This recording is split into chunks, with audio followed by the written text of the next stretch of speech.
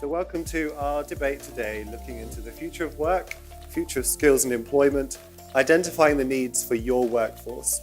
So I'm Ed Houghton. I am the Head of Research and Thought Leadership for the CIPD. And this is one of the areas of real interest for us as a professional body. We know that the feeling is that the future of work is changing rapidly, and there's a lot of challenges facing our organizations today. So today we're going to explore leading research by Pearson, which explores some of these concepts, and have a debate about what is really happening in the world of work, what is the evidence telling us about the future of skills and employment, and what kind of challenges can we be expecting as professionals as we navigate some of these challenging areas for HR, L&D and OD. So what we looked at alongside Oxford and Nesta is we said we know that automation is only one factor that looks at the future of work, and there are other trends that are at play. And we also know that the future is not just about machines and not just about humans, it's about both of those working together. So is it possible for us to conduct a piece of research that might actually help model what we think the future would look like? And that's where this research product came out of. As we look at the future, the reason that this is important is because for the people that are sitting in this room, you're thinking about how we keep skilling people up. How do we make sure that the workforce that is being employed today is going to still be equipped in 5 years and 10 years? And we're at a really unique juncture in our history because for the first time we have 5 generations that are in the workforce together, and we don't think that's going to change. We think that, if anything, people are going to live longer, they're going to probably need to work longer, and so we're going to need to make sure we invest in those sort of skills and training. For the people who would tell me from the EYs of this world that 60% of the jobs that are going to exist when my 8-year-old becomes 28 haven't even been thought of today. Let's talk about how we can look at the trends that we've seen in the last 2 years or the last 5 years, and what we can do to really enable those over the coming 2 to 5 years. The majority of the customer base that we do in our space don't want nor need that. They do to a point, and they're very clear in the interactions we have with them about what they do want to fulfill through an automated process. Even if that automated process feels human at the time, there still is that need as human beings to interact with other human beings.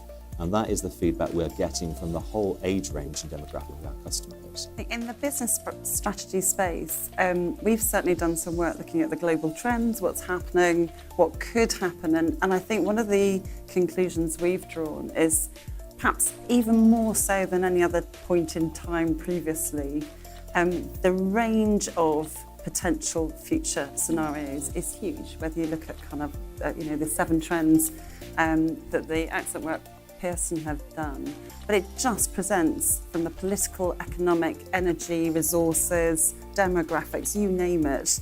It's so wide, and so the thing that we've drawn out to be true is that our organisation needs to be more flexible, it needs to be more dynamic, and it needs to be more continuously learning than we've ever been before. One of the things that I'm sure you've all heard is that shelf life of skills is anything between 2 to 5 years now, and particularly when you think about technical skills is that things are changing so quickly, it's just very hard to kind of keep up or plan, as we've already heard by Steve.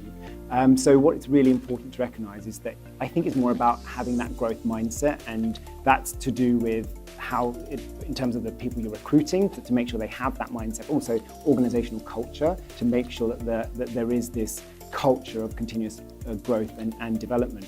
And Nathan mentioned that there's for the first time ever we've got 5 generations in the workforce at the same time working all together.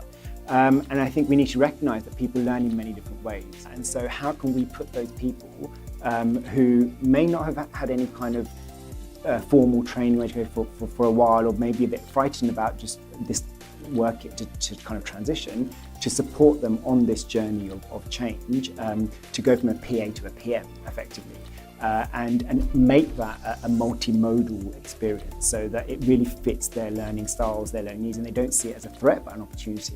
And this isn't necessarily just about giving someone a different skill. This is about how we turn those skills into real life capabilities that build new sectors or new principles of the way you might want to form a career or a way of working. Technology is enabling school children in the UK to connect up with school children in Africa and Latin America, and start at a very early stage thinking about actually what's the bigger picture here. I think the more you can start to get it into the education system as a way of thinking for our future, actually we've got faith that we've grown leaders right through the schooling education who think broader than self, who think broader than community, who think broader than nation.